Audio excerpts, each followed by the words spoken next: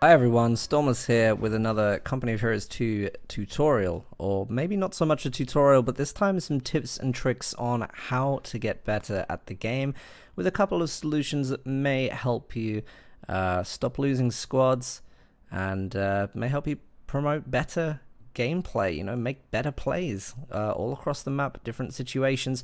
Hopefully these are going to help you out. I've compiled a list which you can check out description of this YouTube channel. I have put timings on as well, so you can skip to whichever bits you think may be best for you. Some of it you may know already, and that's absolutely fine because this video is supposed to appeal to players across the entire skill banding. So whether you're a complete noob at the game or a seasoned professional, maybe you'll find something here, maybe you won't. Either way, thanks for checking out the video. So yeah, for the purpose of this video, we're going to be playing against a easy austere AI. That's not because I'm completely trash at the game. It's because it's going to give me enough time to show you some things in a real situational environment. So without further ado, let's go.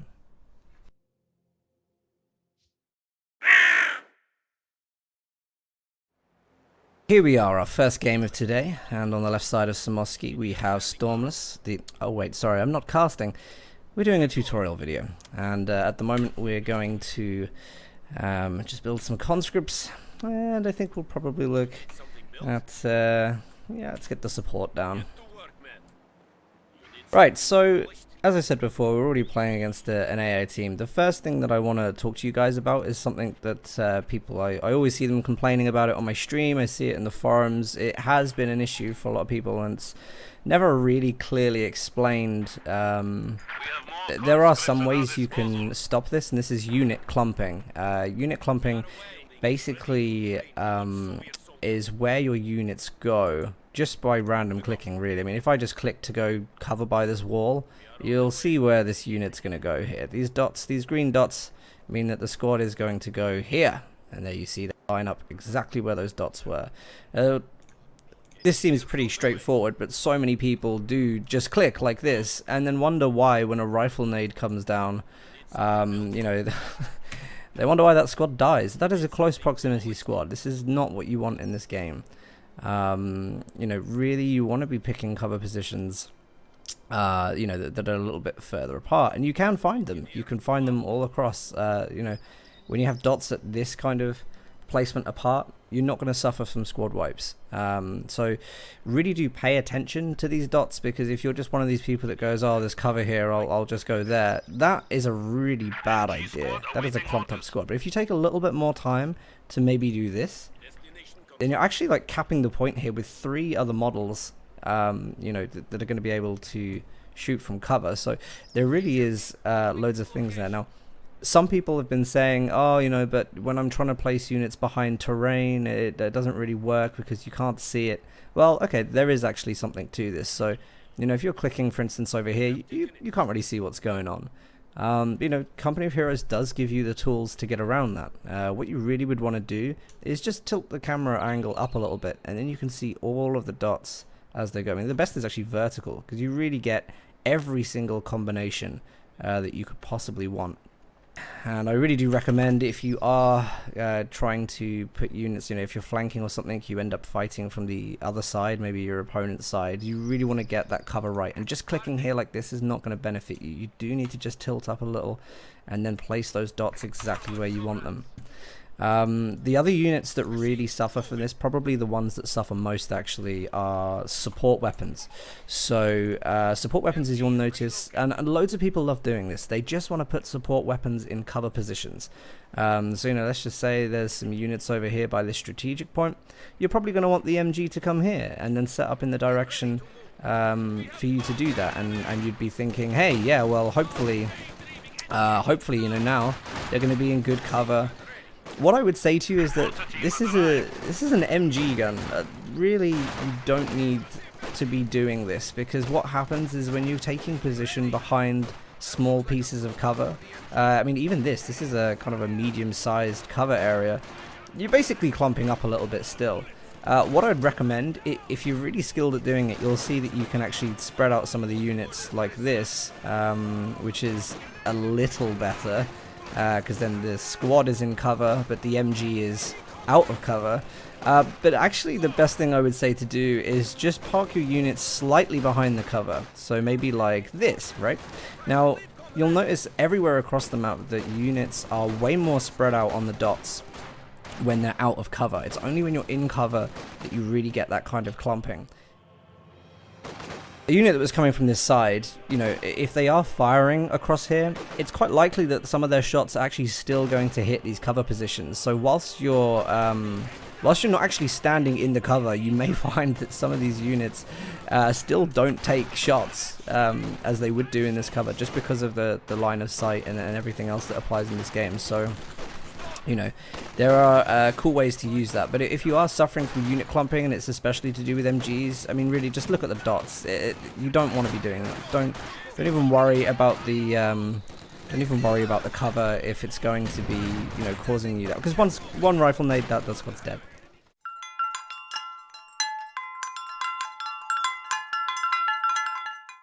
Okay, so the next thing that I want to talk to you about is grouping units together and using the tab key in order to use multiple abilities from units at the same time very quickly.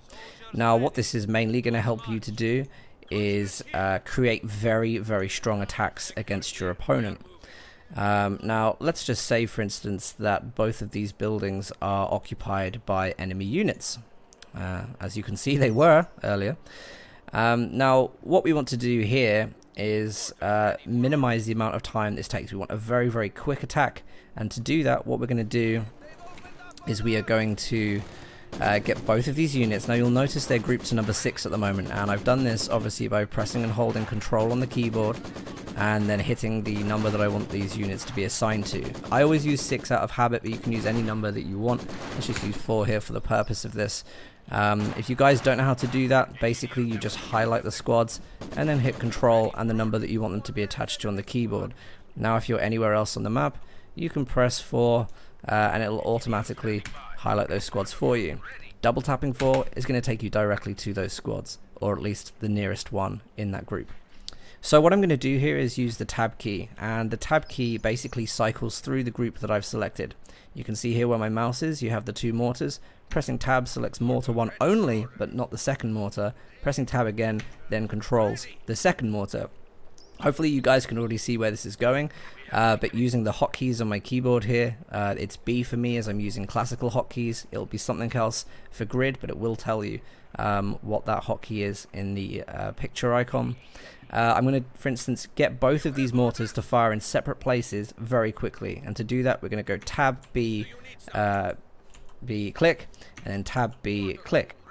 Right, so to show you how fast this can be done, I'm going to take them off hold fire, and then we're going to go tab B click, tab B click. Now both of these mortars are instantly going to fire in 2 different places. 1 and 2, and there you go, both of those buildings are now under attack. That's going to put a lot of pressure on your opponent to move his units quickly, and whilst his support units are moving, this gives you the perfect time to move up and attack. Also, do remember to keep paying attention to those dots on the floor, because as you've seen, they are very important.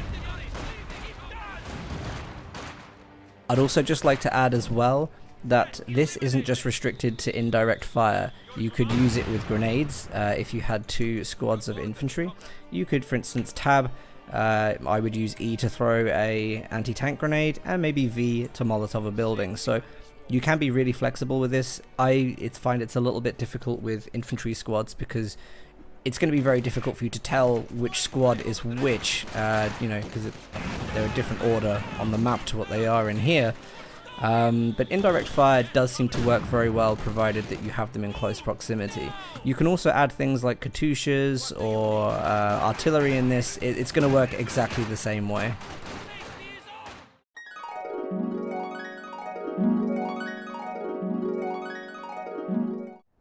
Okay, so our third tip for today is going to be one, again, I've already used this in the COH2 kind of beginner's guide tutorial on how to set up the game. If you haven't watched that, it's a 45-minute long video, so I completely understand if people wouldn't have watched that, but I think that this was a really important game tool. A lot of people just don't use it. Some people don't even know about it. Oh, Sorry about that. Some people don't even know about it. And really, it's something that's very, very helpful if you can be quick with it. So what I'm going to do here is tell you about the event queue. Now you can see that little trigger commands come up on the left-hand side of the screen here. This one says infantry under attack. Now these will pop up pretty much every time that anything happens in the game. And a lot of these are actually attached to audio cues that come through in your headphones. So if you are listening to the game carefully, this would be really, really helpful for you. Now, we just heard infantry there say sector is ours. Point captured appears on the screen. If you click on that, that takes you to the point that was captured. Okay, so what this does is this basically snaps the camera to whatever happens on the screen. Infantry under attack, it's this infantry that are under attack. Alright, so what I'm going to do, I'm going to send these conscripts forward, and we're going to listen for the audio cue in our headphones. We're going to see if I can snap there instantly. Now, if you guys don't know this, the space key on your keyboard automatically jumps and cycles through this list. So let's listen to what happens in our headphones at the moment. Infantry under attack, it's the mortar, we saw that happening. Let's listen for another cue. I'm going to send this unit into the enemy base. And when he gets under attack, we'll just be able to press space quickly. There you go, there's the point captured. Listen again. About to get suppression. Infantry under attack, press space, there they are. Now, what this allows you to do, if you're really, really listening to your headphones, and I do recommend doing that, it might be worth turning the game music down a little bit. This allows you to snap to things very, very quickly. As soon as enemies are revealed, there you go straight to that location. One of the most powerful implementations of this is if you're coming up against snipers, right? This is a really, really good counter to snipers, because every time that sniper fires, it's going to say enemy revealed on the event queue. Now when it says enemy revealed, you would just hit the space key and it would snap to the center of the screen. That is where the sniper is. As soon as it does that, yeah, you'll notice even though these units have gone away, it's taking us to this point. That is exactly where that unit was, where it was discovered. So if you have a sniper that is staying in a static position, that is going to tell you exactly where it is. And even if it's a 1v1, I'd recommend just pinging that spot, because then what you can do is grab your mortars again and just barrage the area, and it is a really good way of dealing with static sniper players, or at least bombarding areas where players are utilizing snipers effectively. So I hope you really find that useful, but the event queue is very, very powerful. One of the other things that it's very good for is mine detection. If you do have minesweepers on and you come across mines or demo charges, you will hear those units say, enemy mine detected. Now, if you hit space, it takes you to the exact point where that mine was, and whilst for other factions it doesn't matter too much, what it's important for is if you're playing against the Soviets, because hearing mine detected means that it might be a demo charge, and of course if you stand over that demo charge trying to defuse it and your opponent notices that, he will blow you up. So yeah, basically it's a very, very powerful tool for making sure that you're always in the right places very, very quickly.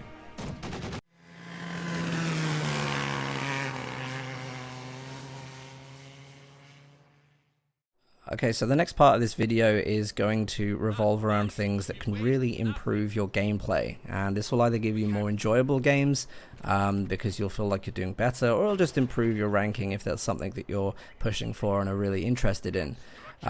You may find as you rank up, by the way, in this game, that you do get better games against opponents, because a lot of the low level games can be quite blobby, they can be quite clustered. So, you know, do try and aim for high level. You should always be looking to improve yourself where possible.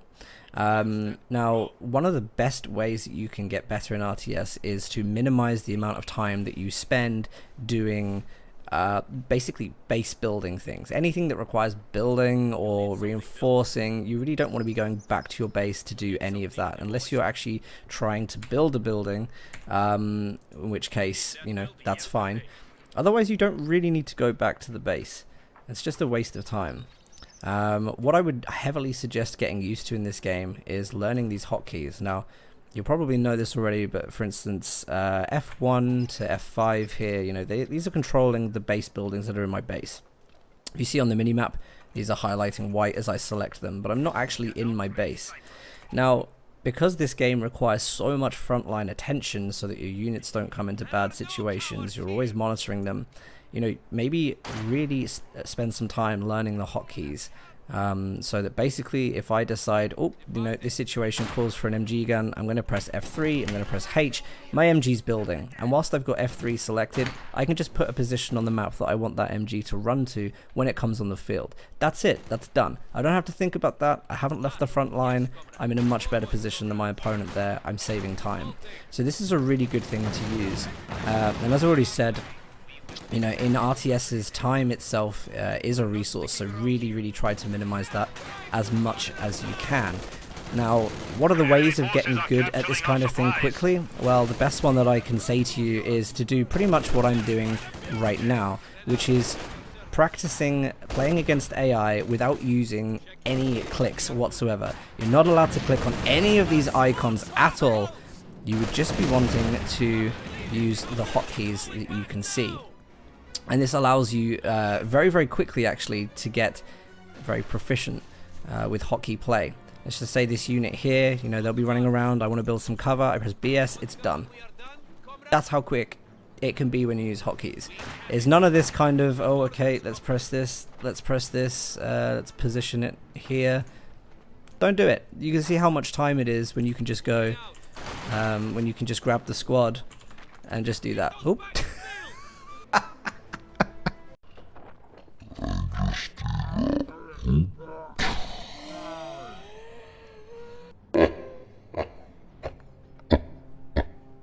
I have no idea how that happened.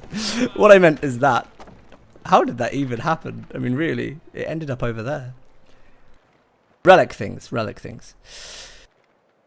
It's like the last thing you want to happen in your tutorials is relic to get involved. Anyway, you can see how quick it is, you know, just to do. It's really fast, and yeah, use that. So yeah, practice against the AI, you know, commit yourself to a rule that you're not allowed to do anything that doesn't require hotkeys in any situation. Don't even try and save the game if it's going badly, just try and play better with the hotkeys.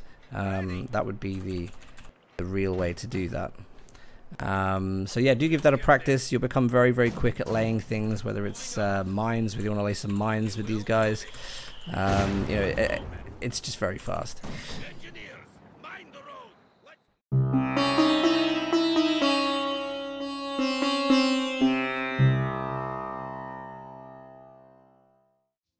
Okay, so the last thing in this game is actually regarding Automatch and ranking up, or at least not ranking down so far. Basically a little description of how ELO works and how to get games of similar rank a little bit easier by kind of exploiting the ELO system that the game has. Let's just assume that everybody in the world has a rank already, and you only want to really play against people of your same skill level. Now, why would you want to do that? Of course, well, the reason is that if you lose, you don't want to drop too many ranks, and if you win, you want to gain a reasonable amount of ranks. Obviously, the best way to rank up quickly is to beat someone who is much higher than you, but obviously the chances of that happening, given that they are higher ranked than you, are low. So unless you're very confident, that's not really an amazing way to try and rank up, and it's difficult because it's kind of very RNG with the selection here.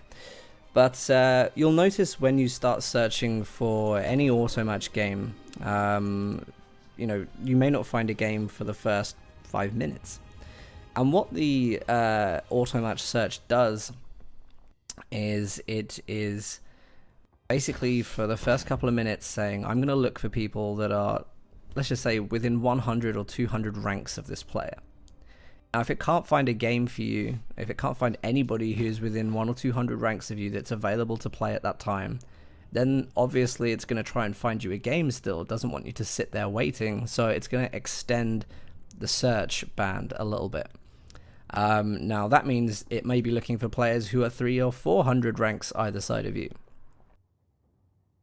Now, at this point, it can go on and on and on until you're either playing ESL's helping hands in a 1v1, or you're playing against, you know, someone who is 1,000 ranks below you, and the game is boring. So the easy solution for this, if you are dead keen to just play on people at the same skill level as you and you don't mind waiting a little bit longer, then just stop and start this search every couple of minutes. This is something actually that Momo, I think it was Momo for show, was doing on stream, and I asked him why, and he explained the reason. It made perfect sense. Wasn't really something I'd thought about before, but he's basically, when he was a top ranking player, the last thing he wants is getting paired up with someone who's rank 150 and then losing to them, because that would mean he loses a lot of ranks. So when you're a higher ranking player, you don't want to be doing those long search times. You want to be doing ones that are close skill to you. And I guess that's part of the reason why some top players can stay top players, is because they're not really ever risking losing tons of ranks through their game losses. So as I say, like, maybe whilst you're a low level player, keep that search bar going. But as you do start to climb higher, if you do get like top 500, maybe top 200, you might want to consider stopping and starting the search so that you're never playing against people lower rank and risking losing to them and losing a ton of ranks, because you can go down very quickly by doing that. So yeah, that's a little tip for you if you are interested in that. And I think that actually brings us to the end of the video. So hopefully, sorry, this end bit is a little boring. It's just the screen with my sexy faceplate. But hopefully you found something in this video that might be useful to you. I'm sure that there's something in here that you may not have considered before. Who knows? Either way, if it has helped you, then do leave me a comment in the comments section of this YouTube video. Feel free to send me a message as well if you ever need guidance on anything, but it's better to do it in public so that everybody else can see. Also, feel free to like and subscribe if you want more of these videos. I haven't really paid that much attention to YouTube recently, and I'm sorry for people that are kind of subscribers to me already, because I will pay more attention to this and I will invest more time in quality videos. But thank you for your support anyway.